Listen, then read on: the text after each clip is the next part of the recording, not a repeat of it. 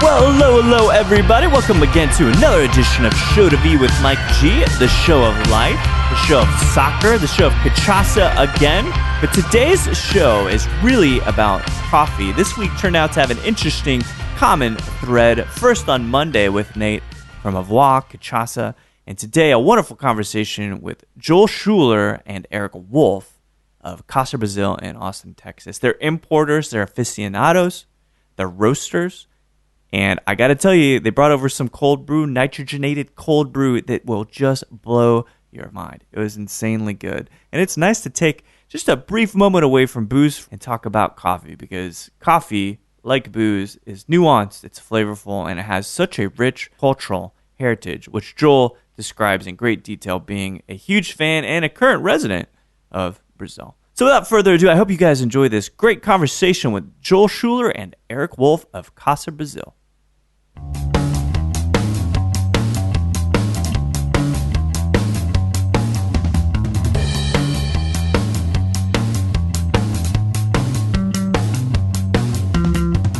I remember when Clinton was, when I was in high school, Clinton was going to visit Brazil. Oh, yeah? And the consulate reported to Bill that the corruption was endemic in Brazil. And they just got livid. And you talk to them, and they'll be like, yeah, of course it's endemic. You mean implicit or endemic? Endemic, like it's everywhere. Everywhere. So it's a great country. Sure. Like, there's a famous quote by Tom Jobim, Antonio Carlos Jobim. Okay. He was a Brazilian composer, wrote The Girl from Ipanema. Yeah. He lived for a long time in New York, and then he went back to Brazil, and a reporter asked him, hey, Tom, do you prefer life in New York or do you prefer life in Brazil? And his response in Portuguese, it doesn't translate perfectly, but it was, life in New York is good, but it's shit. Life in here is shit, but it's good. And that's kind of Brazil in a nutshell. And it's corrupt. Yeah. And there's corrupt, and there's things don't work, and people aren't as friendly in traffic, and there's a lot of reasons to be picky, but at the end of the day, life is good down there. So I've always been reticent to go, although I love cachaça, I love the food, but everybody keeps telling me it's not safe. You can't get around. Is that true? We looked in 2005 when Casa Brasil started. Yeah. We decided we were going to get out of the cultural center business. We started off as a cultural center, and we were going to get into something else, into coffee. And I've always loved New Orleans. So we went down to New Orleans. This was like 2 weeks before Katrina, which ultimately impacted our decision. But my wife was like, it's incredible here, but I don't know. I hear it's not safe. And I was like, it's like Brazil. Yeah. You go down the wrong street, and in larger towns. Most of the violence there is in larger towns, like São Paulo and Rio. Yeah. Where I live, in like where you find the coffee, it's usually safer. Pretty and chill. The cachaça too. You're not gonna. It's not like organized crime. It's a lot of petty theft. Yeah. It's like Oaxaca versus Mexico City or something. Yeah. Yeah, because it's people just doing their thing, just trying to get along, just trying to get by. And the theft is, you can't really blame them for it. There's not really social mobility like there is here. Yeah. There's not really good. There's better. It's improved a lot. But when there's no good jobs, you can't really. What are you going to do? Everybody's backed against a corner, right? Yeah. The dog's going to bite you. What's a person going to do? Yeah. Chop your hand off? I don't know. Steal your wallet? But in other words, you get out of those kind of more metropolitan areas, and it becomes something a little bit more honest. And I hear that the camaraderie and the people and the kindness is insane. Yeah. Everybody's willing to go the extra step for you. I went to Brazil when I was 14 for the first time, and I kind of got spoiled, because you go anywhere else, and the people seem to be cold, because they're once you know somebody, Brazilians, like in a personal space, they'll do many things for you. In the public space, not necessarily so. When I lived in Italy, it's kind of a Latin culture, maybe in Mexico. I don't know as well, but if you don't know them, they're kind of indifferent. Like they're not. It's not the Texan nice, where people are going to say hi to you on the Right. street. And Artificial. We're very good at being artificially racist in Texas. Because we just we deal with like one level of niceties, but we are nice. I mean, you're waving at me. In the back of your head, you're thinking, "What a dick." Tip your cap. Yeah, tip in your cap. But so you end up in Brazil 14. So so I'm trying to put this stuff together. There's this amazing coffee, which Brazil being an epicenter of good taste, not only cachaça and coffee, but at that age of 14, did you have any idea, Joel, that you were going to enter into coffee and like do business with this place? No, I was a soccer player, so there was my coach was Brazilian. Yeah. And there was a really crappy movie that came out with Pele. Oh, It which was movie? In Hot Shot. Probably never. I don't even recall it. Yeah, Free yeah. Charlie Shots. Sheen hot shots. Is it No, part two? not No. Hot Shots. Yeah. Even worse than Charlie Sheen. It was about a wealthy American Greek descent soccer player named Jimmy Christidis. Oh, that's good. Was he a looker? Seems like a looker. Yeah, oh yeah, oh yeah. Oh yeah.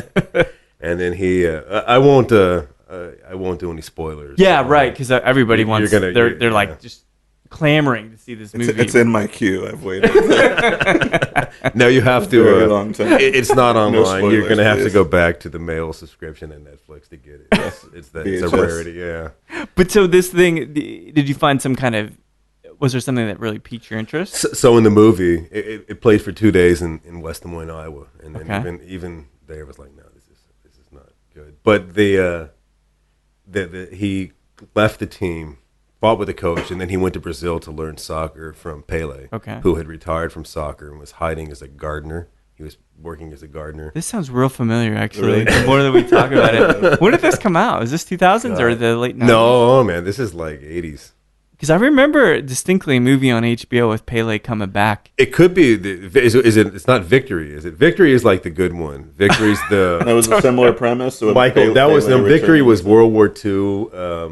World War II. Oh, no. Michael Caine with Pele. Yeah, no, it wasn't that one. This was way lower budget than Oh that. yeah, this was low budget, despite Jimmy Christidis' immense wealth.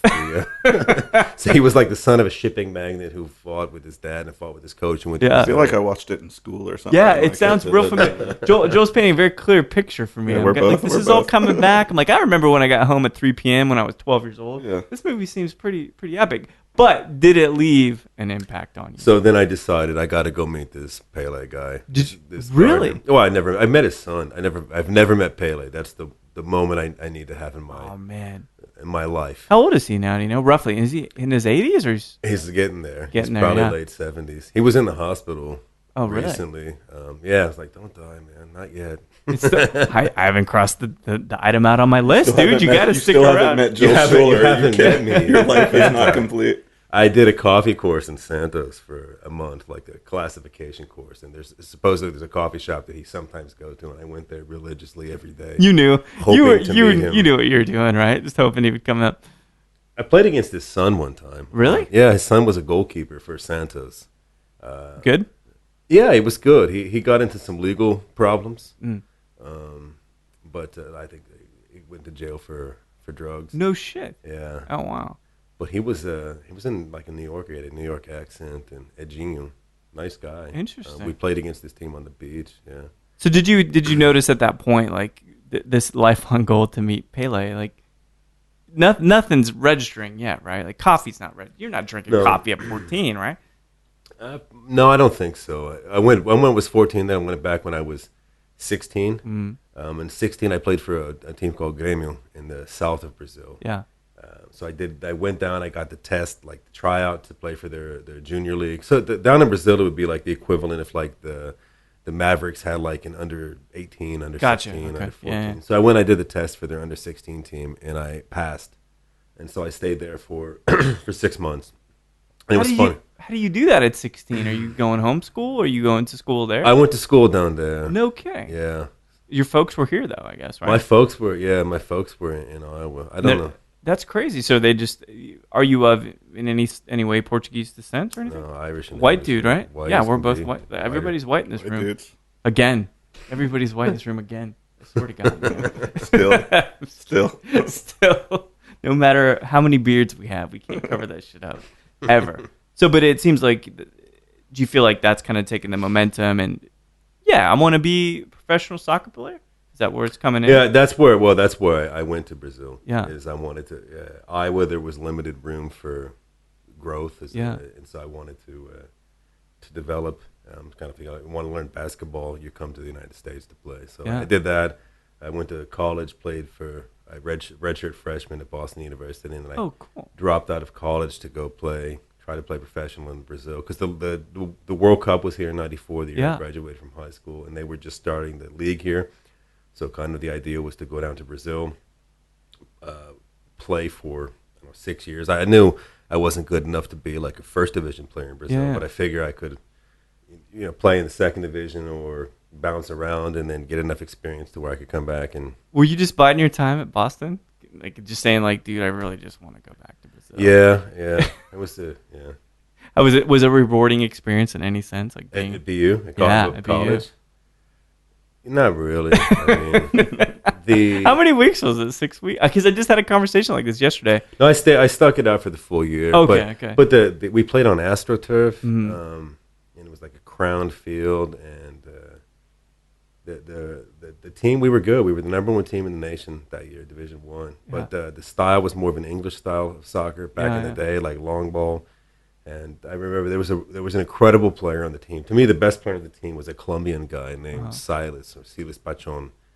Incredible player, beautiful to watch him play. Sitting on the bench his senior year. And so really? I kind of saw the writing on the wall there. I was like, this is the guy I want to be like, and he's sitting on the bench. And for him, he was getting, what BU was like 35,000 at the time. So he was just happy to be going to a college. Nice school, man. It's a great school, yeah. So. But you But saw I wanted to be professional. So I tried to go to Brazil. I went down with an American team. We were playing in a beach game in Itaim, the city. In kind of it was a sandy field near the beach, kind of in the dunes area. But anyway, guy came and tackled me, and I hurt my knee, and I thought it was nothing, kind of a Charlie horse. Right. Went off on the sidelines, and next thing I know, my knee is the size of a grapefruit. Oh, shit, what happened? Ligaments. It was the ACL. Didn't tear it, but it extended it. And then I tried to come back too soon, and then hurt the other knee. And that was how old were you? 18, 19? Yeah, around that. Yeah. Shit. So your career was like just stunted at that point. Yeah, and I was a little disenchanted. So I just I traveled around Brazil for. I think I stayed in Brazil and traveled around for like 3-4 months. Yeah. Hung out, and that was the end of the soccer career. Did you come back to the States? Yeah, I came back. My parents had moved from Iowa to Georgia. I came back to the States, trying to. Why did they move to Georgia? I mean, Georgia's a real. They moved. The father business transfer. What kind of stuff was your dad into? He's in agribusiness, cattle business. Oh, okay. So grew up on a farm in Iowa. My mom's from Dallas. Interesting. Okay. Yeah. So you come back like from Brazil. You're injured. You did at least a little bit of touring. I imagine you get some sordid stories about some chiquitas or whatever, like in Brazil. And I've got one of the. So this is a cool story from back then. I went to one of the teams that we had because my coach was Brazilian. We used to do soccer exchanges where a team would come stay with us, and so I went to work on a ranch of a guy that lived in Mato Grosso do Sul, so like in the middle of nowhere. Okay. In Brazil. Now it's huge in soybeans. What kind of ranch was it? Just cattle? They did cattle. It was a farm, a cattle ranch, and they had cows and so and then they had corn production. So not like a Texas style ranch, more like a Brazilian. But anyway, we went to a really small town one day. Cool story. We went to a really small town one day, and there was this paraíso. There was this old guy, like farmer, and he said, I've only met 2 foreigners in my life. There's you, and there used to be this German guy that lived there. Didn't think anything of it. And when I came back from Brazil, I was in my parents' house in the basement watching the Discovery or Biography Channel one on Joseph Mengele. And it was Joseph Mengele that lived in that town. So it's just it was freaky because in that guy's mind there existed a set of 2 people of which I comprised 50% and the other one was Mengele. I mean, that boosts your score like immediately. So. The other white guy, I remember you. You should have seen the other guy. So you come back and, I mean, your knees messed up. I guess soccer's out of the question, right? What are you thinking about doing at that point? I went to California to try to act. You went to California to try to. I'm taking notes here. I gotta tell you, it's pretty disparate. So you start this soccer. You're in Iowa. You start this soccer career, like everything looking good, building some momentum up. Head to Brazil, and then an injury happens. You tour a bit, no pun intended, and then you come back to Georgia. Why did you see like a very compelling Eastwood movie or something? Like what? I don't know. I think I wanted to be famous. I think it was. I didn't think in about your it own at way, the time. Yeah, I think about it. I wanted to be famous. But is anybody like really resonating at that time? Or there are these actors like that is an amazing guy? No, I don't think I fell in love. That's probably why I was such a crappy actor. I wasn't in love with the craft of acting. I don't even know. I didn't know what to do. But you went to LA. My 18 years or 19 years of existence had been soccer. Yeah. And that was gone. I didn't want to be a soccer coach. At that point, it was kind of emotionally painful to even watch soccer. So, I had a friend, the quarterback at Boston University, lived in Orange County. So I went and lived in Orange County for a while. Yeah. How were those auditions? Yeah, I didn't. I didn't do too well. No. What would you say was your major inadequacy as an actor? I mean, all around crappy act. I can't lie. Like. Really? Oh yeah. Yeah. I'm a terrible liar. That's the best part of being an actor. Yeah. Just lying about all that shit. Yeah. So how long were you in California then? Oh, I went to a semester. I went to Irvine Valley Community College to try to act, and then did try to get acting gigs in L.A. Ended up surfing and doing nothing, working as a waiter, and It was a good experience though. Still spiritually enlightening, I imagine. Yeah. Maybe a little bit, yeah. Yeah. It's what the greatest part is what people don't say, because it's like, yeah, he's looking at me like, yeah. I'm like, oh, the stories. I could just see them sort of like just mounting. What I've learned is that it doesn't, success or failure doesn't really matter in the long run. You look back, right? You look back on what you've done in life, and it's not like I was successful, so that was a good part of my life. Yeah. When I look back, it was just the people you knew, and that's probably why I didn't make any good friends in California at that time. Probably not so much the people of California, but where I was. It's hard, man. I heard it's really cliquey, in LA. Like if you don't have people to hang out with, even in Orange County. Well, that scene, it's totally like that, and they're not willing to let other people in. Whereas Austin, you think conversely, is very open. It's very communal for the most part. That's why when I moved to Austin in 2003, I liked it so much. Yeah. It was kind of, I had a good group of Irish friends in Atlanta. When I ended up in Atlanta, Georgia. Were you heading back to live with your folks in Georgia? Or just? I went to Atlanta for to finish college. Okay. So they had Georgia has the Hope Scholarship. Mm-hmm. So if you have a 3.0 or better, college tuition is free. And kidding. Yeah. So I couldn't go back to BU because I didn't have the scholarship anymore, and I didn't want to fork over $30,000 a year in tuition. So I ended up going back to go to Georgia State University. Oh, very cool. Did you end up finishing up there? I did. What was your? I'm trying to guess. I can't even fucking imagine now. It's not acting, but it could have been acting. Soccer? No, it's not soccer. Yeah. Is it business administration? No, economics, and then okay. And then I did economics, and then went back and did philosophy. Were you passionate about it, or just kind of finishing up because that's what I liked it. I liked economics. It was always easy. I saw that line of thinking. There's certain things I've done in life that have been easy, and certain things I've wanted to do that have been really hard. Yeah. For example, music and guitar. I busted. When was that phase? After I graduated, I went to the Atlanta Institute of Music. Yeah. And I taught guitar and gigged out for like 3-4 shit. Years. Were you ever touring and writing your own stuff, or? Yeah. Well, I taught lessons during the day, and then I did like restaurant country finger picking blues, and nice. See, it's the fame thing, and then poor decisions. You keep wanting fame. I'm seeing this. Man. Like you're providing me my first big breakout moment right here. After almost 40 years of no, but it'll make you famous, man. Podcast, I tell you. I wanted to be I wanted to be a musician, but I ended up doing country finger picking blues and Brazilian jazz, and it's like how many. That's not even musicians. The same thing. Yeah, it was. And this is back in Atlanta. Did you stick around in Atlanta? You said you went to. I was there I graduated in 2000. I ended up graduating in 2000 and stuck around for several years. And Man, so you just want to be famous. I did, yeah. No. How about now? You still No, want to be no, I'm cool. No, I'm studying agronomy right now. Like, Agronomy? Yeah, agricultural engineering, yeah. That sounds pretty different than Yeah. guitar country finger picking Yeah. for a small town Des Moines guy. Yeah. It's more in line with the rural background. Yeah, interesting. So, all right, so we're talking. You got like you're playing soccer, you're trying to act, you're surfing, many sordid affairs. I'm just gonna fill in the blanks here because I could just tell what you weren't saying. All those blondes on the beach or whatever. Right? It's fine. It's fine. Totally fine. And my wife is probably gonna listen to this. That's good. So is mine. I hope. But no, we're good. We're we love our You're wives. lucky. Yeah. But you end up back to Atlanta. You're doing the music thing, but that's not working. So you said 2003 is when you headed to Austin, or 2004? Yeah, 2003. So I moved to Costa Rica for a little bit.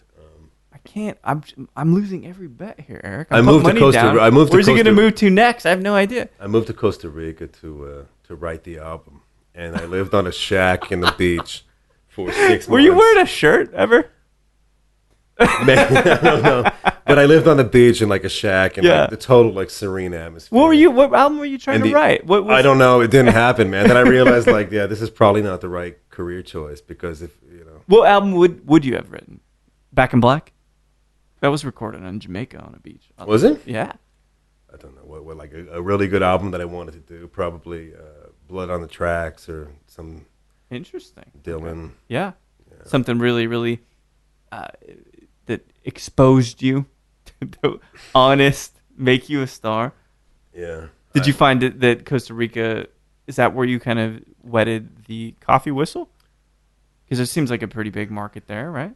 Yeah, I visited some coffee plantations in there, but the coffee came from when I studied philosophy. I would hang out, a lot of reading. Yeah. So I hang out at coffee shops, and then I moved to Austin to go to law school, to UT Law School, but I didn't go to. I decided not to. What area of law were you studying? I didn't go, but I was gonna. I don't know, international law. Okay. So I moved here because they have the Brazil Center at the University of Texas, so they have a really strong program. And I think it's the largest center for Brazilian studies outside of Brazil. It's really strong, yeah. I didn't know that. And but I worked for an immigration lawyer briefly, and I decided that I didn't want to go to law school. So we opened up one of our clients at the immigration lawyer on the Brazilian market. So I said, okay, I was in my late 20s at the time. Yeah. Don't want to do law. Let me do a market. Doesn't sound so interesting, but a cultural center. So we opened up Casa Brasil as a Brazilian cultural center. Interesting. And we did percussion classes. We did Brazilian guitar classes. Yeah. We did Portuguese classes. Because you had some background in that, right? You're saying Brazilian jazz. Yeah, there's a like the Crying Monkeys, and there's some incredible Americans that play Brazilian, like choro and different kinds of Brazilian music. A lot of like North Texas guys that really live here. There's a really good Brazilian music scene. There's samba school here. Yeah, I didn't know that. Yeah. Now this is like I've got this interesting Brazilian thread that's coming through. Getting like Nate, who started off talking about Casa. He's also very influenced by Brazilian music, and that was one of the reasons. It's incredible, man. Yeah. There's some incredible Brazilian music out there. Yeah. So, but Casa Brasil really started as where was it located at that point? So in Hyde Park. Hyde Park. Okay. Yeah, and so I lived in an apartment in the back, and we had the market up front. Wow. And then we started selling. One of the products that we sold was Brazilian brand coffee. And so Brazil, like all producing countries, they export their best green coffee, their unroasted coffee, and then they keep their worst. So we were selling like the Folgers and Max Warehouses of Brazil, which are far worse than the Folgers and Max Warehouses here in the United States. It's really bad. Oh. So I went to a local roaster and I asked, can you sell me some good Brazilian coffee? And his response was, there's no such thing as good Brazilian coffee. Really? So it's kind of like that. Have you ever seen Portlandia? Oh, yeah. That first episode where they're like, we're going to go check it out. So I was like, I'm going to go check it out. I don't think that's necessarily the case. It's so strange is that your cup's empty. You want it to have good juice, so you go find the good juice. Yeah. That's the pursuit for so many people. Yeah. It's like, I don't like this whiskey. I'm going to make my own whiskey. Yeah. You know? Yeah. So I went there, and over the next 3 years, I spent about 6 months on the ground. My wife, who I met the first week at the cultural center. Yeah. Was she from Austin as well? She's Brazilian, so she's from Minas Gerais, which is Minas Gerais produces half of Brazil's coffee, and Brazil produces a third of the world's coffee. So I didn't know that. That's 15% roughly of the world's coffee is produced in her state. Wow. And so yeah, I started going down there and just learning how to taste coffee. And over the course of 3 years, it was like 6 months. I bought a home roaster and started roasting coffee in my logbook. And what was the thing about coffee that you really enjoyed? Was it the culture? Was it the certain flavors of it? Yeah, I'd always liked it, and I don't know. Yeah, it's the complexity of it. As I discovered more and more, coffee actually is more complex in terms of flavor and aroma compounds than wine. So that there was that aspect of it. I liked it. There was a terroir aspect of it. The coffee from Antigua, Guatemala tastes different than the coffee from Huehuetenango that tastes different from Cerrado region of Brazil. So you had different that. And what I really fell in love with was the processing aspect of coffee.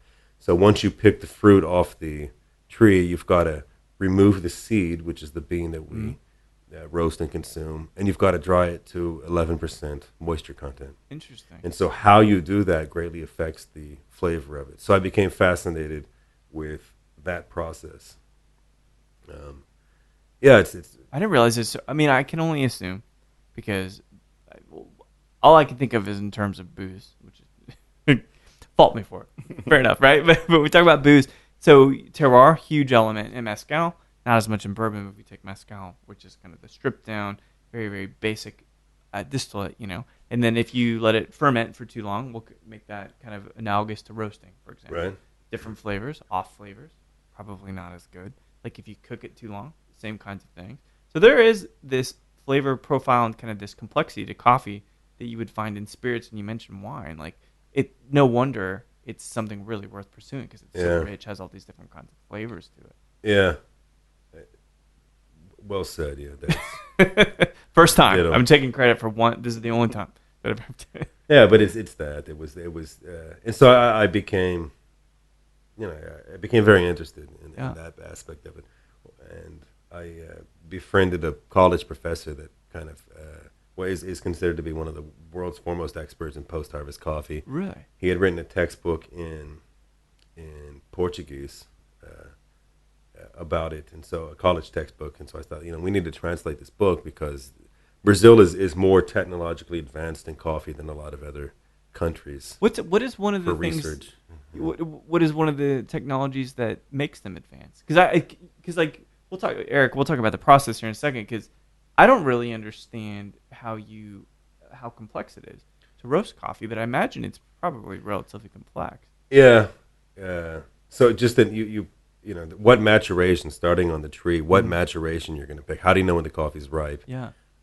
Is at peak maturation, and then how do you develop a system that you can pick the coffee at peak maturation, dry it properly, and without it fermenting, or because it'll naturally ferment, just being.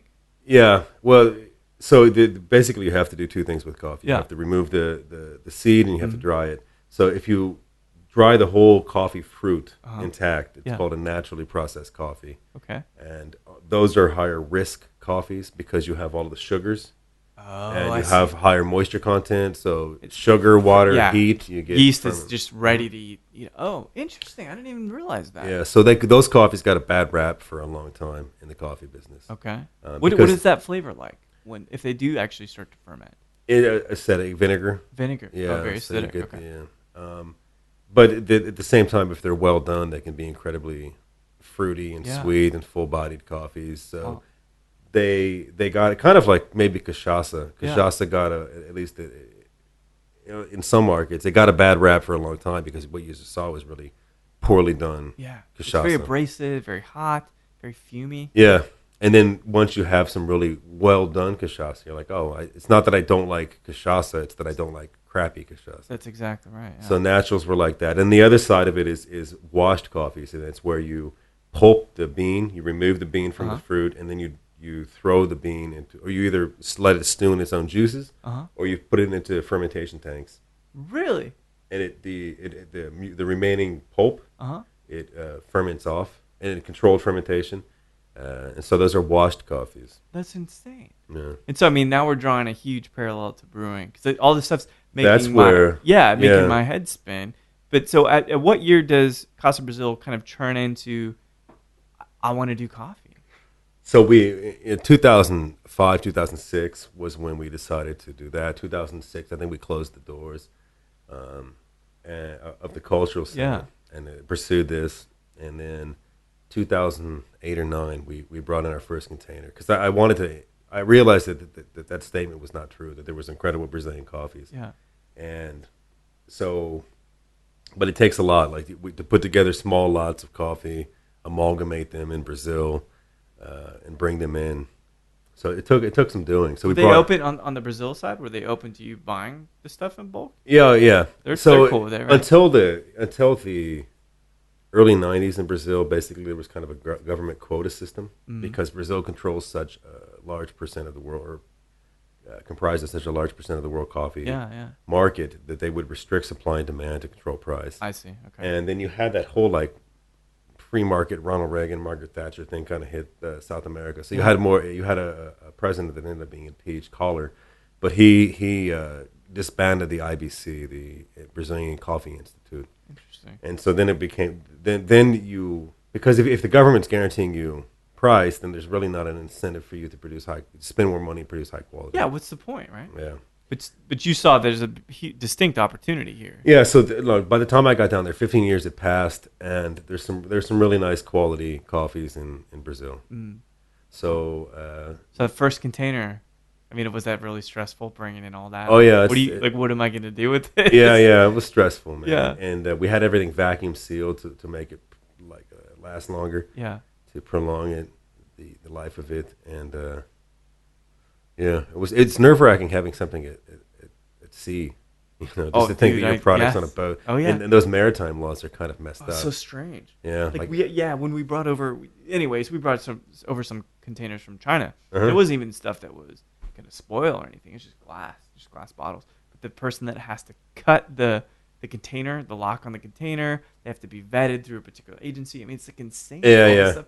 And we got the first container we brought in, I opened the doors and we had everything vacuum packed, and everything was beautiful. And then we opened the doors and the coffees just started gushing out the back. My heart sank. It was like, oh my God. And so I called up the customs in Houston. And I was like, how do I file a claim? Because it was a customs inspection. Yeah. And they had they have the prod, No Country for Old Men. He has the cattle prod. They have something Antoine like that. Chigurh. Yeah. So they have something like that fires back, and for them to probe the coffee to make sure that. What are they trying to measure? I guess drugs. They're trying to find out drugs. See what's inside. Yeah. Anytime, and I guess, from what they told me, anytime you're a first-time importer, you're going to get, FDA is going to inspect you just to make sure that you're not doing anything shady. Okay. But I called, and I said, how do I file an insurance claim? And she's like, you can't, they said, you can't file an insurance claim. I was like, I had to, and you have to pay them like $250 a day or something like that. Yeah. So, no, that's not right. You destroyed hundreds of dollars of product. And she said, sir, we could have burned your entire container. You couldn't do anything of it. And so you know who you're talking to. Yeah. Right? And so I was livid. I was gonna call and complain. I was gonna call and complain, but the customs broker that we use talked me down. She's like, do you really want to? Because they can fuck you every other time after, right? Do you really want to do that? It's okay. It's a couple. If they have that attitude once, there's no problem them ruining every other container that comes in, But so there was some product, obviously, that was still fine, though, right? Yeah. There was. I mean, it's a containers around. So in coffee, you talk in terms of bags and boxes. So a bag of coffee from Brazil in general, 60 kilos, so 132.28 pounds, and the container is. Full 20-foot containers, 320 bags. Oh, wow. Okay. It's a lot. It's like 36,000 pounds of coffee. Yeah, it's a whole lot. Yeah, it's a lot. And you have to pay cash against document in Santos, and you're out that. It's basically a small house that you're. People live in those things, man. I've seen it. There's that container bar downtown too. People partying in this, It's not a bad way to live. So you bring in all this coffee. Did you know what to do with it? Yeah, I had the. Yeah, we had the roaster at that point. Okay. So I had been roasting for a couple of years, or like 4 years by that time, because I had the home roaster for a couple of years. Oh, that's and then right. We bought a smaller roaster, and I had been buying coffees here and playing around with. And so ultimately, how does roasting work? So, if Eric can I call you the master roaster? The roaster with the most. I'm far from. I'm actually very, very new to roasting. I think I'm apprentice roaster. Apprentice roaster. That's good too. What's that? What is that process then with the beans? Because that's what gives it all its flavor, right? Correct. Is the roasting process. So is it? Do you dump them into a thing that tumbles them, that heats them? Is it open fire? Is it gas? Exactly. There are several different types of roasters, and again, Okay. Joel can speak more to it. Yeah. Has done a lot longer, but it's a drum roaster, the type that we use. Interesting. So, it's similar to roasting a pig, I guess, if you will. That you're You just keep rotating it. You want airflow and temperature. Yeah. And time, which So cooking anything, I suppose, is all of those things. What's the lightest roast called? So and about how long does that take? So if you were going to just try to roast it the least amount possible, what is that? So roast time will vary based on the volume that you're roasting and what temperature you want. What would be the lightest? Yeah, there's drinkable roast. I mean, you could, because it's green otherwise, right? Yeah, it's green, and it basically it starts off, or it should start off at about 10 to 11% moisture content. Okay. So Okay. a good analogy, perhaps, with coffee roasting is with onions. Oh, okay. And that the first thing you put onions into a pan. If the pan's too hot, you're going to sear and burn some of the onions. Right. And then that taste is going to, like, let's say you're trying to make a French onion soup, and you put them in a pan. There's not enough oil, or the pan's too hot, and part of it sears. When you have the French onion soup, that bitterness is from the burnt carbonization is going to remain. Interesting. So you don't want to put a small mass of coffee into a very hot drum. Similar to onions, also, that you put the mass in, and assuming it doesn't, we call it tipping. In coffee here. So that doesn't happen. The first thing the coffee does is it sheds its moisture. So most of the energy is expended just removing the remaining water that's in there. Right. And then once that happens, then you have caramelization, then Maillard reaction.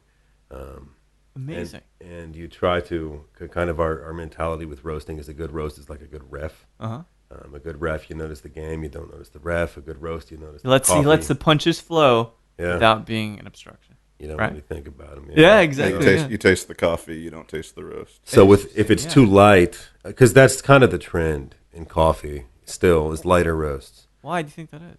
Because of that, because it's the coffee is naked. And that if there's any defect, you can see it's exposed, right? It's exposed. You can't hide it behind carbonization or smoke. So you have like kind of that smoky bitterness, right? So like unripe coffee. If you have unripe coffee tastes similar to unripe bananas. It's kind of that burnt rubber taste. You can probably hide that in a dark roast because you have bitterness afterwards in the dark roast. So they're actually slightly different. The bitterness is from carbonization versus the bitterness from unripes. The bitterness from unripes is actually kind of an astringency that pulls the water off your tongue. Okay. Like an unripe banana. Yeah. It's interesting because it's so, because I talk about mezcal all the time. It's really not that different. Yeah. You don't cook it enough, or it's unripe when you cook it. You're not going to get the same pleasant taste. You use chemicals, as some people use sulfuric acid with lots of agave, for example. You get, again, impure flavors, which of course you could distill out, as you're saying, if you just go to a dark roast.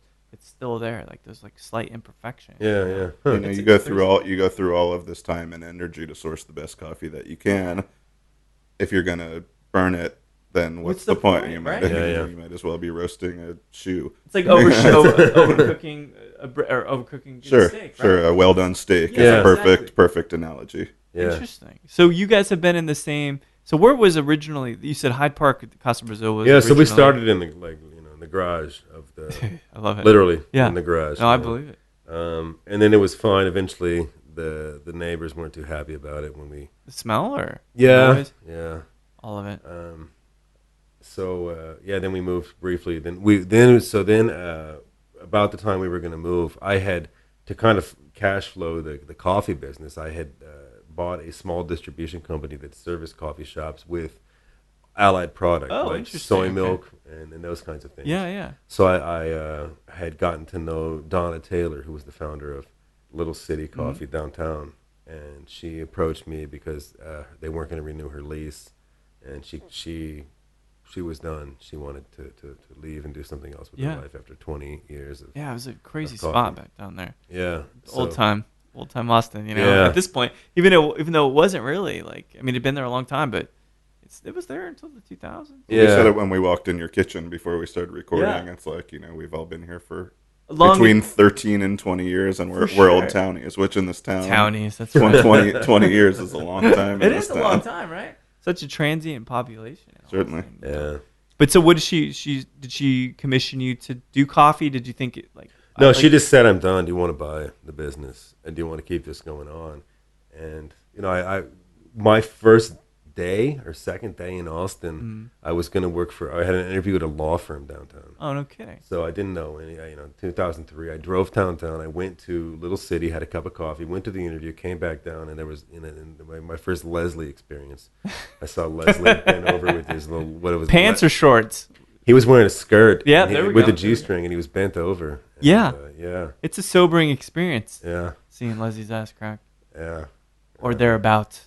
I kind of miss seeing Leslie. I do too. I was talking about him the other day. I was like, man, even though it was awkward, still like that kind of awkward. Yeah. It was kind of fun, being downtown. Yeah. But wherever we came from, I think that was not like anywhere any of us came from. Absolutely. I'm in a progressive place now. Yeah. This dude's wearing a G-string, and everybody seems to be all right with it. Yeah. Fair enough. Game on. But you didn't get the gig, did you? That law firm gig? No, I didn't get that law firm. But it's better because you're here because you didn't get that gig. Yeah. No, I can't. The myriad failures I've had in my life are now sources of happiness because I'm happy where I am right now. It's amazing. Good wife. Yeah, very good.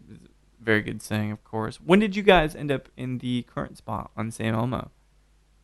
How long have we been there? 3-4 years. Yeah. Yeah. So we briefly moved to the east side into Little City where they were roasting at the time, and then even though the storefront wasn't open, right? Even the storefront, so they were roasting at a different location. They didn't roast out of the downtown one.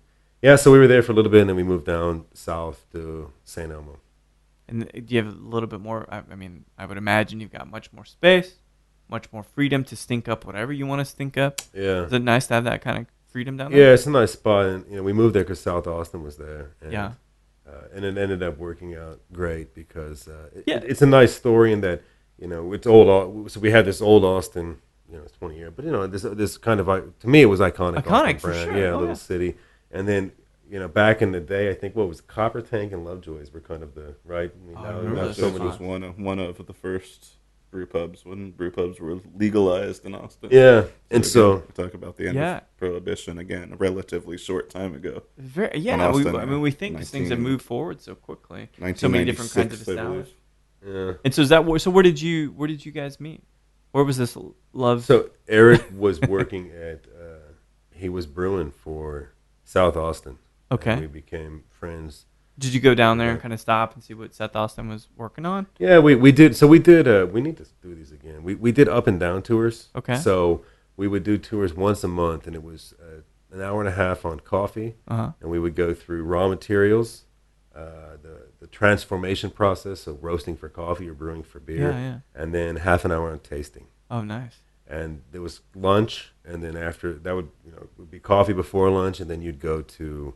Is up and down the downer and the upper effects of said respective? Yeah, it is the original idea for it, and it was a half-day course, so it was appropriate. Yeah, we started in the morning with coffee, and then lunch, and then the beer portion of the day. Totally yeah, it was great. I was really happy with it because we thought about we can do this two ways. Yeah, we can do a very basic tour where the coffee's green, we throw it in the oven, and it's brown now. Mm-hmm. But we really kind of geeked out on it, and it was a really good tour. I was. Do things about brewing appeal to you as well? I mean, because you think about it, taking this raw ingredient, converting it into something where it exposes and expels all of its flavor. There's a lot of similarities in brewing. There are that he knows more than I. Yeah. He's seen more of coffee than I have of beer. My beer knowledge is mainly from a consumption side. Like any good guy. From the consumption. Joel talked about us becoming friends, just being neighbors and neighboring businesses, but that was a huge part of it, that we had very similar parallels in what we did every day. Yeah. So a lot of it was... Were you an Austin guy? So I read about Lovejoy's, of course. So I was born on the East Coast and eventually Waco. Teaneck, New Jersey, just right outside of Manhattan. Shit, okay.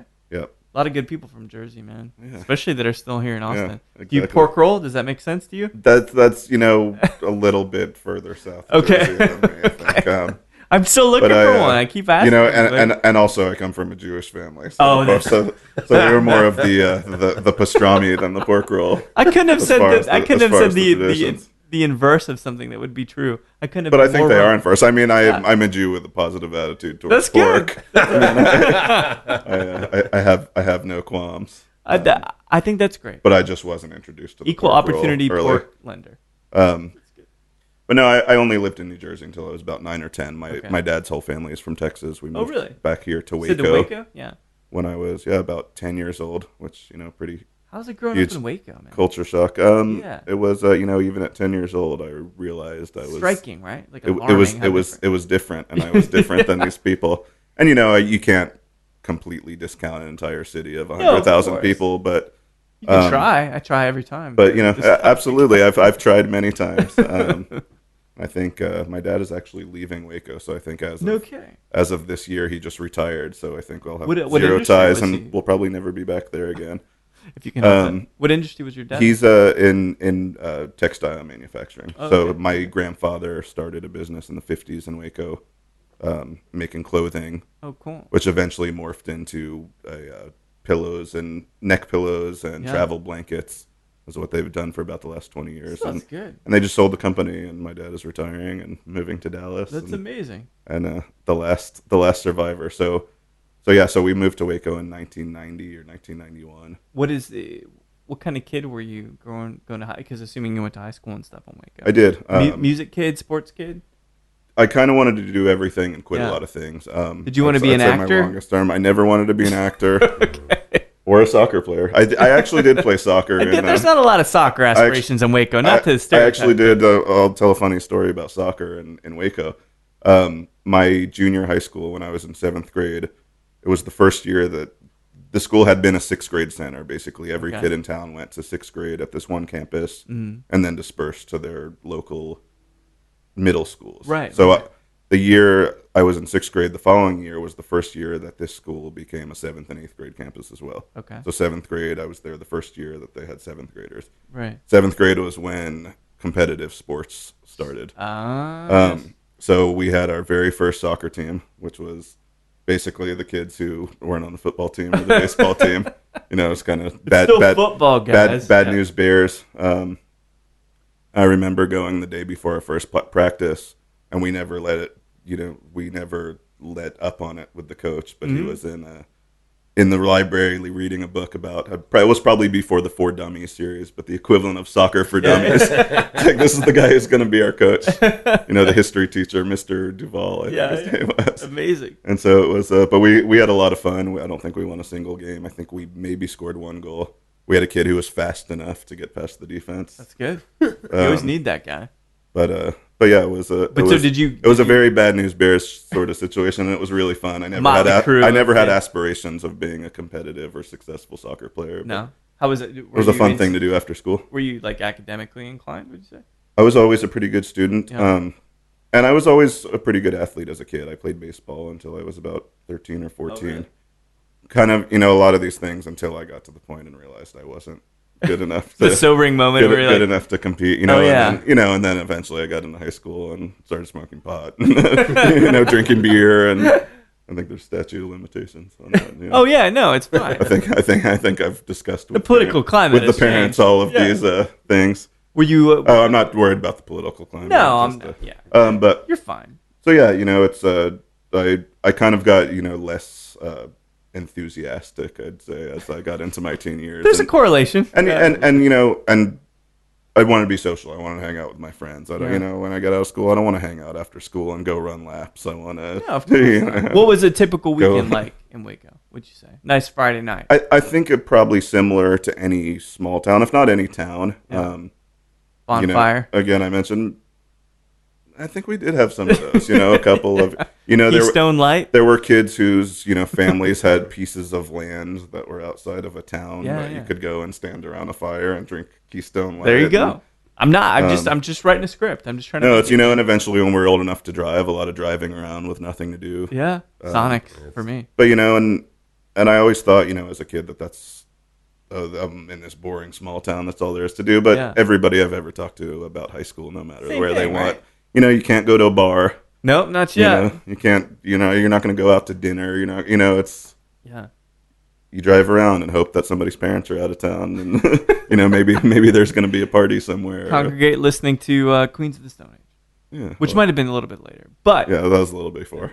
We're talking about the 90s, but fair enough. yeah. So were you thinking about really taking the academic path clearly, or like? So I did. And even despite this, I'm saying I got less enthusiastic about extracurricular activities. I was always a decent student, and finished with good grades. Brewers have attention to detail, so I'm gonna give you some credit just coming into the place. Yeah. Because you know how. Funny enough, I was always terrible in math and science, really? Which is kind of more towards what I've done lately. I was more. You get better once you realize that the better the math is. I was more of a left brain. Is that I was a better writer, creative. Interesting. Type and. Did you do the whole college thing then? I did. So Joel mentioned being able to go to school. I think it probably is still this way in Texas, but if you were in the top X% of your class, you got into any school. Right? It wasn't a free ride, but you got into school automatically. Where'd you go? So I went here. That's how UT? I ended up in Austin in 1999 to go to UT. What program?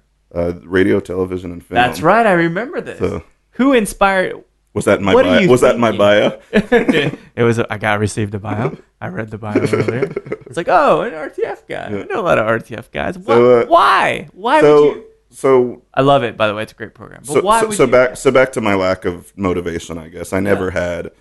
Like a lot of kids, I'm going to go to college and this is my path. I'm going to go and get this degree and I'm going to be a lawyer. I'm going to be a doctor. I never knew what I wanted to do. I knew I wanted to go to high school. A weatherman. No. Or I knew I wanted to go to college when I was done with high school because my other friends were going. And that's what you do. And it's fun. And don't have to get a job yet. Not yet, anyway. How was it? How was your? Initially I was an advertising major in college. Again, just because that sounded like something that sounds like a grown-up gig. Might be kind of cool. Yeah, right. I'm an ad guy. Yeah. And so I think I took the first intro class, and then the second class was when it got difficult, and they weeded out the students who weren't going to be the ad man. Is that when you made the? And RTF? I dropped that, and eventually it was I really liked to watch TV and movies, and I liked music, and it was like, oh, well, this sounds kind of fun and easy. What if I could do this for a living? Again, I was. Yeah. Never extremely passionate. The RTF program has actually changed quite a bit since I was in school. Really? It was very conceptual when I was there. There wasn't a lot of hands-on training, so I didn't learn how to make movies. Really, I learned how to watch movies and write about them, which I really enjoyed. Can you take me back, because I love movies. Somehow it's what's punctuated my life. But was there something movie-wise that was kind of particularly influential at that time? We're talking probably mid-90s, right? Mid to late 90s. Yeah, I mean, I loved all the Scorsese stuff from that time, and the movies that anybody, I imagine, were about the same age. Probably. Goodfellas, things that we grew up with, and and so that was really neat to me to take this. Okay, I always know I love movies, but now I can actually watch them and write about them and earn a degree, and critical, and we learned a lot of concepts about how movies are made, but all by watching. There wasn't a whole lot of hands-on. So where did that? Training. So I think the year after I graduated from UT, the department got a whole lot of money, and they completely overhauled the department. Did your folks were they pretty supportive of whatever you want? Pretty supportive. Yeah. I think they were probably in the same mindset of if he's at least he's in college. He's in college. That's what you do. That is what you do. Right. So you.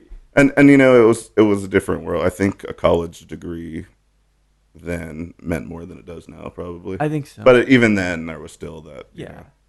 What's this really mean? But when you get out, though, what are you thinking? Like, all right, I'm going to do this thing. What is that thing? So I finished school in 4.5 years. That's good. That's not bad. Yeah. But not bad. I got 6.5 years. Yeah, beat me, man. I was like 4.5 colleges. Yeah, there you go. Fair enough. See, but college is no indicator of an entrepreneurial spirit. Yeah. Just for the record, right? Absolutely, it's not. True. Yeah. So I'm the perfect example. I did it, but I had no idea of what I was going to do with it. Yeah. So I worked in film a little bit here in town. Again, the film industry is nothing like it is here in town now. It's a very small world. But some freelance gigs. I had interned at Austin Music Network. If you guys have been around long enough to remember, I was on Austin Music Me Network. too. So, Yeah, we did a live performance at AMN. So again, which consisted of sitting in a temporary building behind the Thread Guild, That's the old right. Thread Guilds on Yeah. North Lamar, and switching out videotapes. It's like you put on a long format full 30-minute show if you want to go inside and get a snack or take a smoke break. Or like a Zappa video. I'm good. So again, the continuing with I'm doing these things, but certainly not learning anything. There certainly wasn't a long-term plan or a long-term, career goal or anything viable in analog video cassettes. Well, some perhaps, but sure. For the most part. Sure. So when did you get into brewing then? I can't imagine. I'm just waiting to see, how do you go from RTF major working at AMN to doing brewing? So that was one example of my many things I did. I worked in retail. I worked in bars. I worked in did lots of things. Yeah. A true renaissance man. None of them for very long, and none of them very well. A true renaissance man. Yeah. Really. Fair enough. Jack of all trades, master of absolutely nothing. Yeah, well, that's something we were talking the other day about, feeling like old men. That's something I say about kids now. They have access to so much information, they don't know a damn thing. And they could be experts in anything if they wanted to, but it's like, well, but I'm gonna go to the next thing. Yeah, real quick. Exactly. Were you doing brewing at home? So no, never really. So I started working in bars, and I was always into music, and I just kind of didn't know what I wanted. Eventually, I think I realized, I've got to open my own business and do something on my own. So I toyed with a lot of ideas. Eventually, it got in my head that I should open a bar and music venue, because I like those things. Good. I like drinking music. I like drinking. I like going to see shows, and that seemed like the right thing. So I looked into lots of different things. And had lots of ideas, and ultimately I landed upon Lovejoy. So I got to know Chip, who was the owner, who'd opened it in 1994, and he was kind of a similar situation to Donna that Joel was talking about with Little City, where he was just burnt out and ready to turn it over. Yeah. But it also was really meaningful to him, and he didn't want somebody to come in and turn it into a 6th Street dance club. For sure. Where was and I was here then, but where was Lovejoy's? Lovejoy's was on Netcha Street between 6th and 7th. Okay. So on 6th Street. Right, yeah, totally back. And kind of before there were bars all over town. Yeah. Kind of when you had to go downtown to go out. Sure. From what I read in your bio, this piqued some interest in brewing. So yeah, so when I took over, I had always enjoyed beer at the time. I mean, high-end beer was imports. It was, if you weren't drinking shitty beer, you were drinking a Heineken or a Stella, and those were considered. I remember at Crown and Anchor for years, you'd go and it'd be the high, medium, low as how they medium, low. Yeah. I guess I went the wrong way. Nobody can see that on the podcast anyway. But imports were king, and it was basically this. Hey, we're shit here in America, but they do it really well in Europe, where they've been doing it for centuries. So is that kind of like, when do you get in and reverse engineer it and start trying to? And so right when I got into Lovejoy's, this was 2006. So it was a little bit further after the first wave of Austin breweries. When Real Ale and Live Oak and those guys started. Right. But in the 90s, there were a bunch of breweries open that failed because I think it was just a little bit too early. It was, yeah. And so 2006, is when things were kind of starting to happen. There was a lot of, I think the top selling micro brands, or what later became known as craft brands, and I don't know what the term is now. They change fairly often. Were Fat Tire from New Belgium and Sierra Nevada Pale Ale, those were, I think, the ones that broke it wide open. And, Fireman number 4. And we were selling a ton of those. Fireman's 4 and a couple of the local ones. That's one I always remember. But then half the wall was still, Newcastle and Bass and Amstel Light and all of these things that were still considered, So, but it is. I mean, it's got to start somewhere. Absolutely. So no, that's what gave people a taste for something different. Yeah. But yeah, so it was kind of right in there, and we brewed at Lovejoy's as well. So we had a little very four barrel brewing system in the Okay. back. We used to call it guerrilla brewing. It was very very budget Guerrilla-esque. and small scale. Yeah. It had to be done by the time we opened, or there was no room for the bartender to walk behind the bar and man. get to their station. Was it fun for you getting your hands? And it was really fun. So Yeah. I'd always been into beer, and it was really emerging at the time, and it was kind of the perfect time. And Yeah. I also had access to this little brewing system, which essentially so was bad. a glorified homebrew system. Yeah, but for sure. But you get to serve it to people, right? Which is kind of nice Absolutely. because it's like Absolutely. immediate gratification. And another It's- thing that I thought was really cool about that was in the style of guerrilla brewing is that the few other places in town, I think Joel mentioned the Copper Tank earlier. Yeah. The few other places, were these big shrines to the big copper tank and the big glass window, and this kind of put it in perspective that like, hey, anybody can do this. You don't have to. Yeah, you totally. The one great thing about whatever this craft movement has been is that it has disambiguated the details of doing any of this stuff. Yeah. Because doing it in a couple liters is the same as doing it larger, except it's larger, right? Sure. So like if you understand how to do it on like a lembic still, if you talk about distilling, like you can do it on a bigger still. It's really a very cool thing. So going back actually to your point about like there's so much information around, kids can get all this information about this and this, but they don't do anything with it. At least it's a great equalizer because if you want to do something with all this information, you can learn how to do any of this stuff. Just totally Exactly. cool, It's a great time Yep. to exist in that sense. Yep. So did you start then thinking like, I actually have a passion for developing beers and mixing things up? So I did. So between that and between this growing beer movement in Austin, where I said it started out where we had I think Live Oak and Real Ale. I think Independence had probably just opened around that time. Yeah. But there were 3 breweries in the Austin area, and so of course the mindset was any local brewer who opens up, we have a space on the wall. I think we had 24 beers. Lovejoy's also didn't sell a single drop of Bud Miller or Coors from day one in 1994 amazing. until Yeah, I its didn't know closing, that. which at the time was totally radical. Yeah, huge thing. Huge fucking. Now it's like, oh, well, everybody does Yeah. it. Like doing it then. That's really Yeah. big So deal. what do you have? Yeah. They make other beers? What are you talking about? And so so it was kind of just that time of things emerging, and it was like, okay, we have all these great local brewers getting in. Yeah, anybody who comes and opens a brewery, we've got a spot on the wall for you, and it just escalated so quickly to the point How that did it transition into the South Austin Brewery bit? so ultimately I closed Lovejoy's. Yeah. And my decision on what I wanted to do was, do I want to open another bar? Do I want to continue this, or do I want to continue on the beer side of things? Right. And I kind of decided that I wanted to take a more production manufacturing side approach to beer as opposed to, being Kinda like being up all night for the rest of my life. Because you can work early days making beer. Sure. You can make beer whenever. Sure. Doesn't matter to anybody else, right?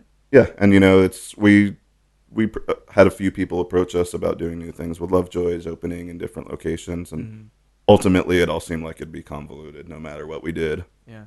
And also I was tired, not were that it was, I understood Chip's point of burnout on it. He'd done it for 12 years. I'd only done it for 6.5, 7 years, but it was Still. this lifestyle is not necessarily sustainable for forever. It'll kill you, Like man. it was a really great time in my life and really fun. Yeah. But when it stops being fun is when it's going to be a real problem. So let's go out on top while we're. For some reason, I'm a lot Still grayer fun. than I used to be. What the fuck's Yeah, that? Right? that happened quickly. So when did you kind of part? Because did you found or work for South Austin Brewery? I did not. So I went. So when I was unemployed, I went to a lot of movies briefly. I hadn't been in movies in That's years. good. I did a lot of Harken back to the day. I did a lot of the first showing of the day, 11 Yeah, a.m. by myself. That's the best time to go to the That's movies. totally good time. Yeah. But eventually it's okay. I've got to get a job, and I, just shot emails out to every brewer in town. A lot of people that I knew, a lot of people that I didn't. Jordan Weeks, who'd founded South Austin Brewery shortly before, he and I had met a few times. We didn't know each other well, but he said come in for an interview, and we hit it off and drank lots of beers, and I took a job. The foundation. I took a job as an assistant brewer for him. That's so cool. Yeah. What year was this when you started? This was in 2012, I believe. Okay. So how long were Just you a few years ago. But still, like, seemingly the next perfectly the next chapter for this whole thing. So you're in Correct. hospitality, you're brewing, and like, well, I kind of want to not die from drinking, so I'm gonna go work at a brewery, which is counterintuitive, mind you. Sure. But Sure, at least fair enough. But no, this was a huge step back. yeah. It's tough work. Was it ever being surrounded by that much beer? Is it ever kind of like, man, I don't know if I could keep doing this? In the bar situation, like the or in a brewing itself, situation, which is just a direct conduit. To I luckily always had a filter and knew when. Not that I knew before it was too much, but knew when it was too much. And that kind of saved my ass in the bar business a lot too. I knew when it was time to walk talent, away, man. get in a cab and go home. Not a lot of people have that talent. So how is that transition now? Because we understand brewing, because I understand mashing, the whole piece of it. And again, very analogous and very running in parallel to roasting coffee. Why? I mean, let me be frank. Why you? You're a brewer. Why would you be the guy? Fair enough. Joel asked me the same question. I asked him the same question. Yeah, I'll let. So is it the beard? Because the beard helps, I think. It does. It kind of legitimizes. Right? So I parted ways with South Austin in June last summer. And again, kind of bounced around, figuring out the next move. What brewery do I want to work for? And Joel actually contacted me because they were starting to put together a cold brew program for Little City. But Little City at this point is a brand, right? A retail brand? We don't have no coffee shops, but the coffee roasting business. And I wanted to get. I had resisted the iced coffee thing for quite a while. Why is that? Because you don't get the nuances per se with iced coffee. So before I did the whole coffee. Going to Brazil thing, we had looked at doing iced coffee. Okay. And I researched it. I went down to Mission, Texas, to where they were making sweet leaf tea at the time, and looked at doing it on a large scale. And I didn't want to get away from sourcing coffee. What interested me about coffee was going to the growers, learning how to cup coffee, taste coffees, learning about the processing, learning how to import it. That was interesting. That was the fun part. To just do a iced coffee where you're cracking open a can. It didn't. That's how I viewed it. It didn't seem to be that interesting, and I kind of thought he who gets into iced coffee gets out of regular coffee. Coffee. Interesting. Okay.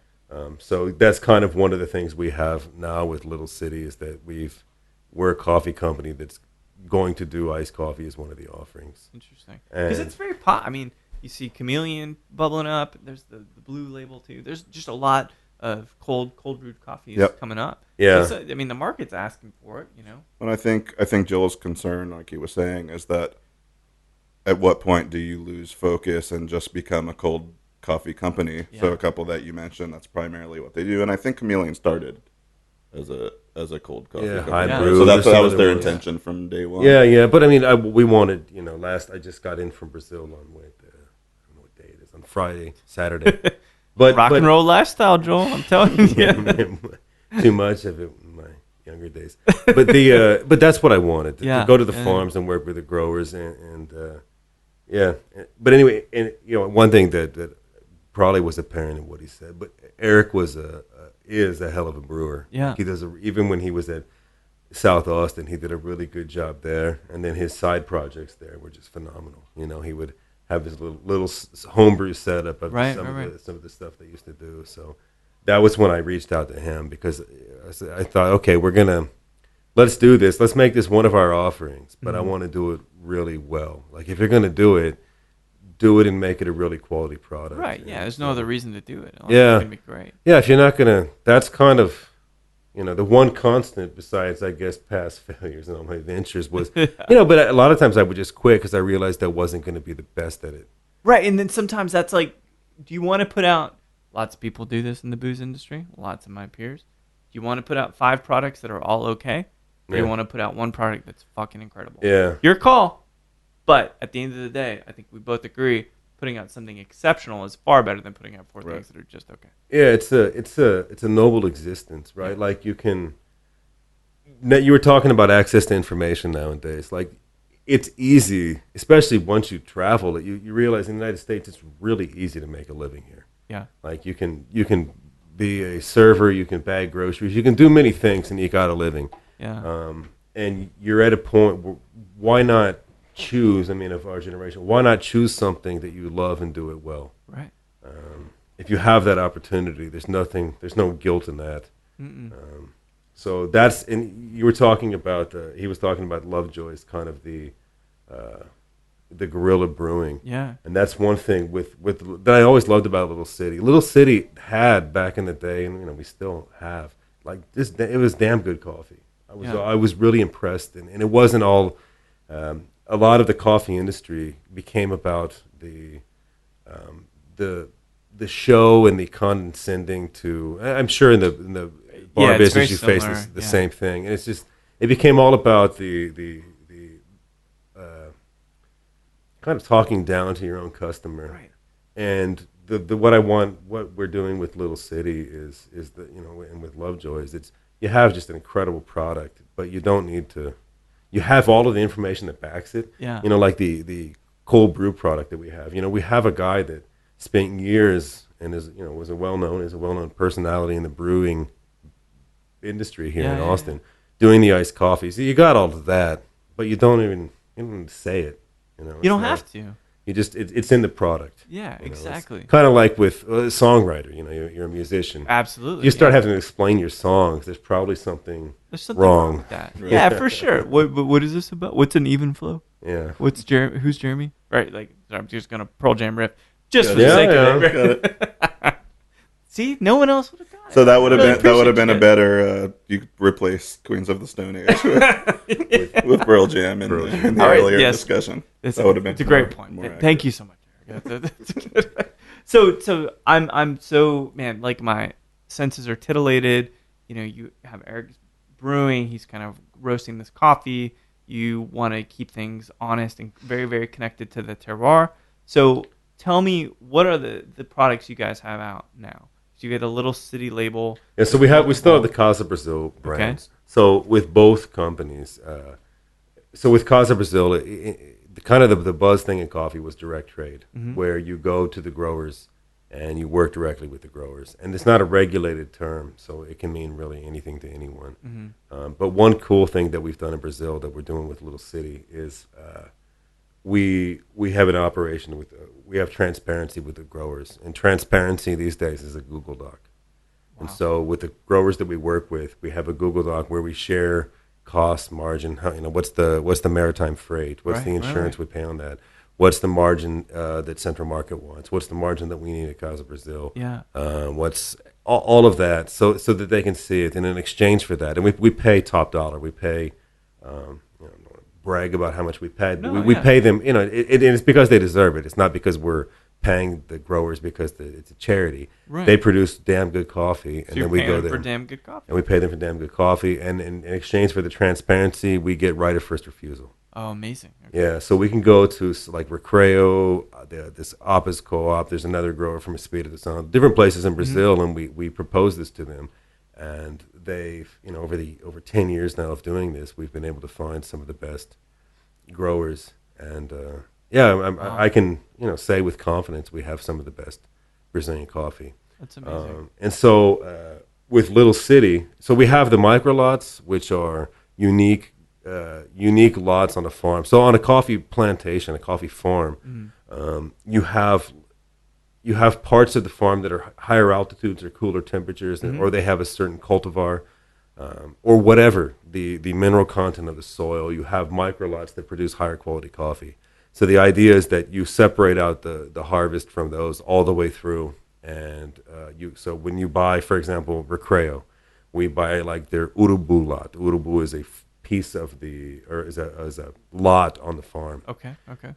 So you buy it that way. Micro lots is what they're called. So we have that, and then we have kind of the blends that are those change. You're buying the seasonality. You're buying the terroir with the micro lots. And I was skeptical of that kind of thing. I was skeptical of like the scoring system that we use and a lot of things in the industry. But after doing it for a while it's different, right? There's if you don't want to, if a lot of people don't want coffee to be fancy, and that's fine. You don't have to go to the micro lots if you want. So the idea is that we have the blends, which are just really high quality. They're actually made of a large part of micro lots. Yeah. But they're consistent in the flavor profile, and they're more approachable. And the same thing with Little City. So with the coffee industry now, if you want to get the good coffee, you have to go to source. You have to. I always equate the local. For example, coffee roasters pop up left and right, and the standard is for you to call one of the dozen green coffee importers and say, "Hey, Mitch, can you send me your best Tanzanian peaberry?" And then Mitch will send you his Tanzanian peaberry that he's selling to 15 other roasters. Okay. And you're going to roast it and say, "I have the best Tanzanian peaberry." So it's kind of like a carousel with the same wooden horses, and and the roasters are just jumping on different horses and saying, "Hey, look at me, I have the best coffee."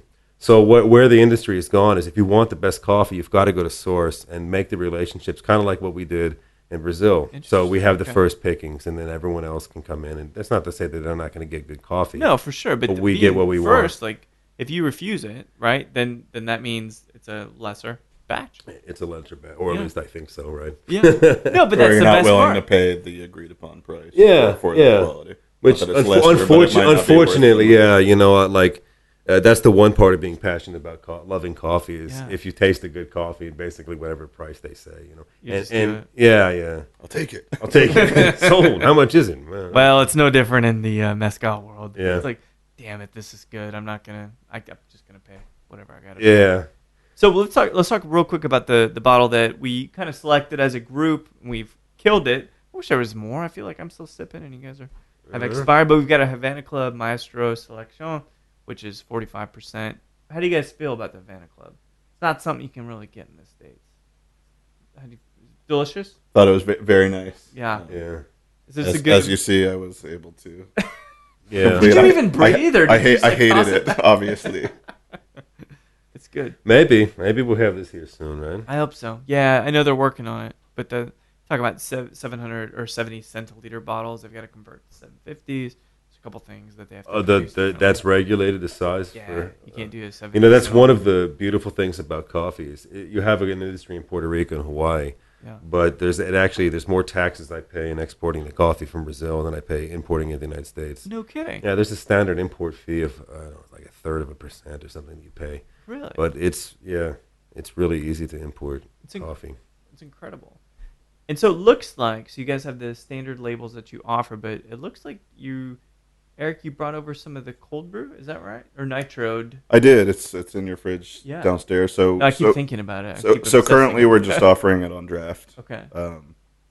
Again, we don't have an exact plan for where it's going to go. It's something that I came in to play around with and see what we could figure out. So we're really happy with the product. Playing around with clever canning. Name for so would retail ultimately be 6-pack cans like that? I don't know. Yeah. We're looking at it right now. Since as long as we can keep the quality, and I was happy. Like they had, because I'm living in Brazil doing the master's degree now. I'm doing a master's. Wait. In what now? In coffee. They have a degree there for it. Agricultural engineering, but they have agronomy. Is that what you called it? Agricultural engineering. Okay. It's different. There's it's basically kind of an agronomy-esque degree. You learn how to design equipment, but it's in the textbook that I translated a textbook on coffee processing from Portuguese to English, and that professor, the opportunity arose to go study with him, and kind of a long-term, both kind of a long-term vision of the company. If when I first decided I wanted to import coffee, the first thought is I don't want to get screwed. I want to make sure I know what I'm buying and that I'm buying value and how to identify value. And so, it's how you process coffee. How does the processing affect the flavor? I got really into it. Yeah. Your wife's still with you? She is, yeah. The poor woman. She's great.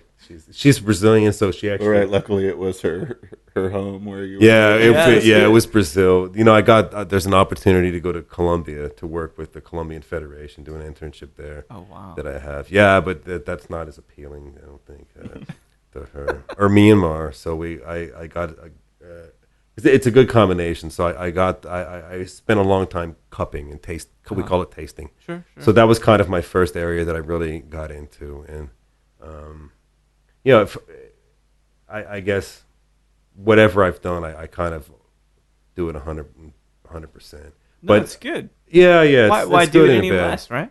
But I got into I got into cupping and the tasting and did that, and I got pretty good at it. I mean, like I was talking about before, guitar not so good at. Yeah. Soccer good at. Certain things in life you just acting awful. Yeah. Like Keanu Reeves, is like and a career-ending injury in coffee is probably pretty But then I got into the post-harvest, so it's kind of a nice niche that I've come to occupy, I guess, or that's taken me. So it's led to some pretty cool gigs. Like that's one. Myanmar was a closed country for 50 years, and now they're just starting to open up.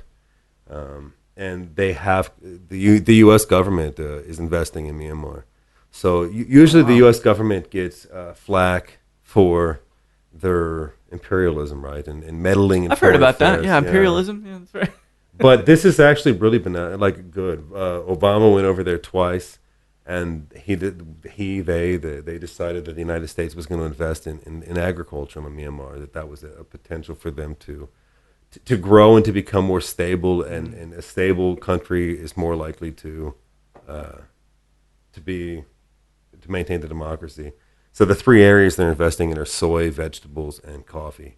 And so they contacted the Coffee Quality Institute, which is here in the U.S., and then they contacted me. So it's cool. I got to go over there and volunteer. So are you the guy now for coffee? No. Are you sure? Yeah, no. You seem like the guy.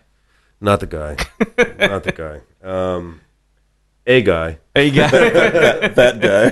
Not the guy. The guy I study under is the guy. The guy. Okay. Yeah. But that's good. You're at least hanging out with the guy. Hanging out with the guy. And then there's some other projects, but it's a good gig, and that was really interesting. With Myanmar, a lot of the plantations were planted by the British before the Second World War, and they haven't really been touched since then. So you have, it's interesting, and it was a closed country. They're very sweet, kind people. They have kind of the integrity that they have in Japan, where you can leave your wallet on the table and walk away and come back an hour later, and your wallet's still there. Is it fair to say that maybe that's a project in the future that you'd like to import? So we're trying the logistics are we'll see. Yeah. But we're going to try with Little City to bring it in. So if we can bring it in, it's great. It's great to support. It's really good coffee. Yeah. So bring that in for Little City, and then so that's one thing too. Like Emily, who is our director of coffee, she's incredible. She's got 18 years experience in coffee. Wow.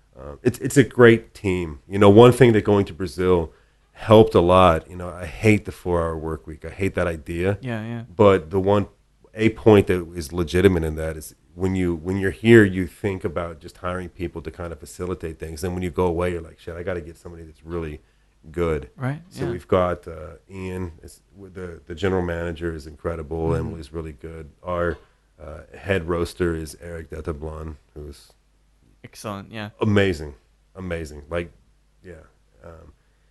And then when we wanted to do brewing, it was a fortuitous collaboration. Just yeah, perfectly. And he did, it's of course I can be accused of bias, but I would never lie about coffee. Yeah. And kind of I'm sure you're the same. I can't lie about booze. And if it doesn't taste good, it's too sacred. Yeah, dude. Cannot tell. It sucks. I gotta say something. Yeah, like I sent a couple texts off.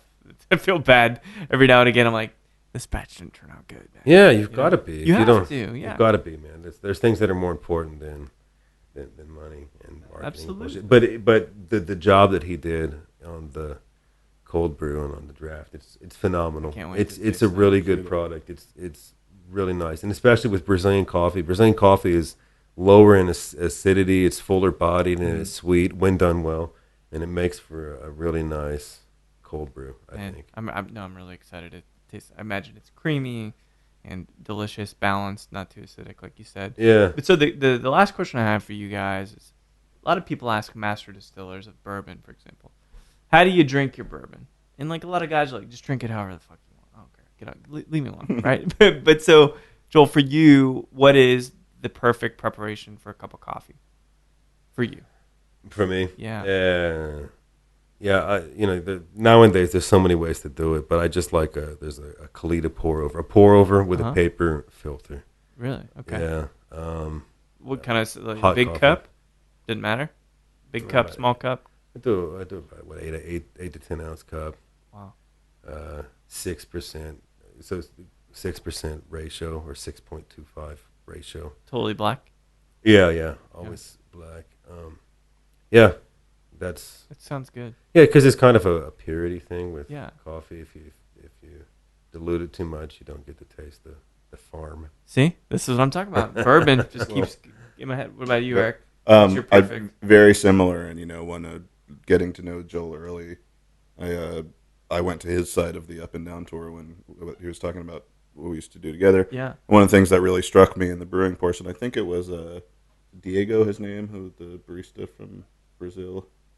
Who taught one of the classes? Caio? Was that his name? I can't remember. He had a Brazilian barista. Rafael, yes. Rafael, yeah. Who I think it was either a V60 or a Kalita pour over, and one of the micro lots was into Recreo that we roast. That's, I guess, kind of become the signature micro lot kind of for Casa Brasil. Is that fair to say? Yeah, it's a good one. It's a good one, but it was one of the best cups of coffee I'd ever had. Really? And then getting to talk more with Joel and other people in coffee, I started to realize the consistency and controlling every factor you can. So it's a very simple process. You're pouring water through coffee through a paper filter into a cup, but there's so many different factors that you can control along the way. Yeah. Well, before that, obviously, but also even in the brewing, it's I'd never thought to get a scale and weigh the coffee every time. We're so used to volume. You take a scoop and you scoop it in your filter, but coffee has different density. So that and your water temperature, and if you can control all of these factors, the very simple aspect of a cup of coffee can become an obsession to try to make. So something as simple as making 1 cup of filtered coffee becomes an everyday ritual to like how do I do better every day, and thus the world is impacted. By coffee. So that's Well, I love it, man, and I really let's go try. I want to try that cold brew. Let's do it. Yeah. So, but Joel, Eric, thanks so much for joining me, man. Thanks for having us. Thanks for having us. It's been brilliant. Thanks for sharing the rum and talking coffee. Thank you for sharing the rum. I don't want to fall asleep. I just want to drink some coffee now. So let's do that. Brilliant. Thank you. Well, there you have it. What do you guys think? You guys want a nice cup of Brazilian coffee? It is amazing coffee, and it pays homage to what is a fallen hero of the coffee scene at one point in Austin, Texas, little city. It's a great opportunity to learn more about coffee, which I'm a little vague on, but Joel obviously has this massive passion for good flavors, for good coffee, for the people, and for the culture of Brazil, and enlisting Eric to help with maybe some of the innovation, maybe with some of the R&D, and obviously with some of the roasting. I've got such an interesting, serendipitous, and symbiotic relationship. It's a very wonderful, creative match. So thanks everybody for listening to Show to V with Mike G. I hope that no matter how you're taking your coffee in the morning, whether you're thinking about buying a French press or thinking about taking that nice, well-deserved long vacation in Brazil, please keep dancing.